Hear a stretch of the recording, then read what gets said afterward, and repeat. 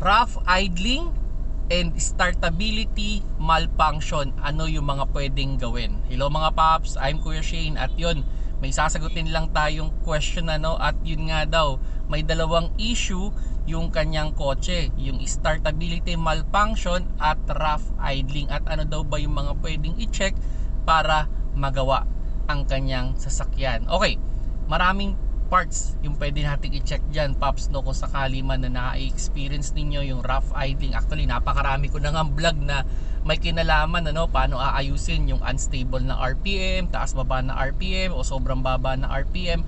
Pero sige, anuhin pa rin natin, possible kasi na magkapatid lang yung rough idling mo at yung startability malfunction, at pag nasolusyonan mo ito, posibleng pag naayos yung iyong rough idling, maayos din yung startability malfunction mo, Sige, anin natin, simulan natin dun sa pinakauna o pinaka basic. Isa sa mga dapat natin i-check dyan is yung ating air filter. Baka naman madumi na yung inyong air filter. Mas okay, Pops, palitan mo na yung inyong air filter, kung sakali mang madumi or tumakbo na yan ng more than 10,000 kilometers, Secondly, ilinisin natin yung ating map sensor using map cleaner and yung ating throttle using throttle cleaner. So linisin mo yan, palitan mo yung filter, Now, after mo magawa yan, gawin naman natin yung tinatawag na throttle relearn, para maging maano natin, kumbaga yung inyong sasakyan matutunan niya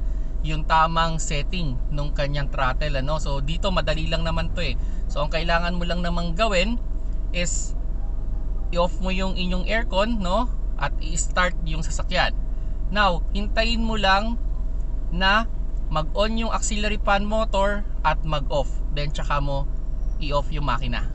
Okay, that's the first step, I-on mo yung sasakyan na naka-off yung aircon, hintayin mo mag-on yung auxiliary fan motor, then pag nag-on na yan at namatay, pwede mo nang i-off ang iyong sasakyan. Then secondly, nagagawin mo dyan, i-start mo ulit, at kailangan i-maintain mo sa 2,000 RPM or 2 RPM dyan sa iyong dashboard, yung iyong sasakyan ng 1 to 2 minutes. So ibig sabihin, aapakan mo yung gas pedal mo ng 1 to 2 minutes na naka-stable lang siya sa 2 RPM or 2,000 RPM.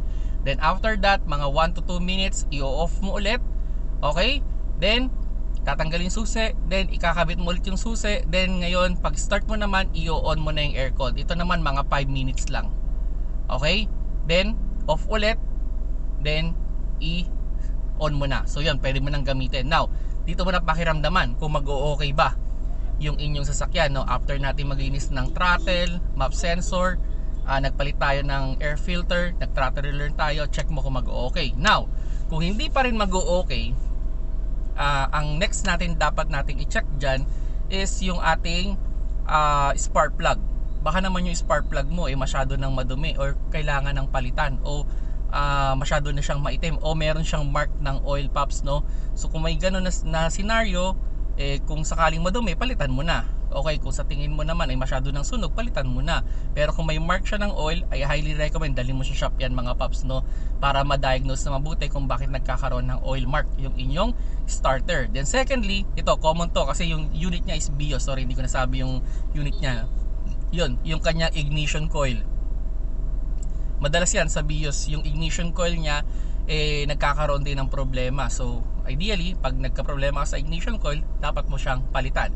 I highly recommend, mga Pops, pag magpapalit kayo ng ignition coil, kung sakali man, sabay-sabay na lang sana. Then yung ayos, itabi nyo na lang, okay, para in case of emergency. Okay, so yun yung i-check mo, Now, kung hindi pa rin doon, sabihin na natin, napalitan mo na siya ng spark plug, napalitan mo siya ng ignition coil, at ganun pa rin, well, we can focus on the fuel pump or fuel filter. Baka naman madumi na yung inyong fuel filter, lalo na sa'yo, high mileage na sa'yo, sabi mo parang more than 100,000 kilometers na yan. So check mo yung inyong fuel pump, palitan mo na siya kung sakali man. Yung fuel filter at yung fuel pump, i-double check mo rin kung sa tingin mo ay okay pa ba. Okay? So yun yung mga dapat nating i-check. Now, kung talagang wala na doon, well, maybe kailangan mo nang i-check talagang mabuti yung loob ng engine. Yun, ang tanong ko dyan is, napi-PMS mo ba yan ng maayos? Baka naman yung oil niyan nag-i-sludge na. So kailangan mo magpa-heavy PMS niyan mga paps, no?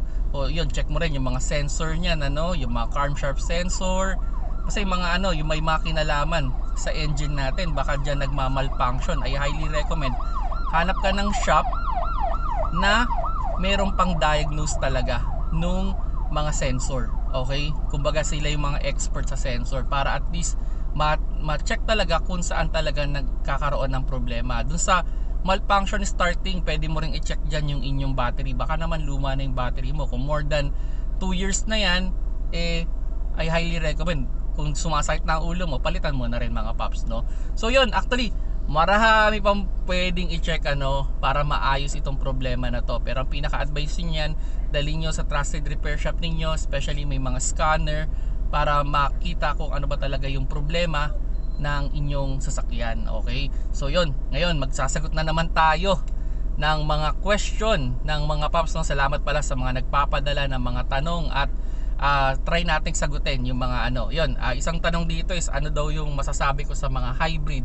Well, napakaganda nitong mga hybrid, talagang napuprove nila na mas mahaba yung natatakbo ng sasakyan by liter, no?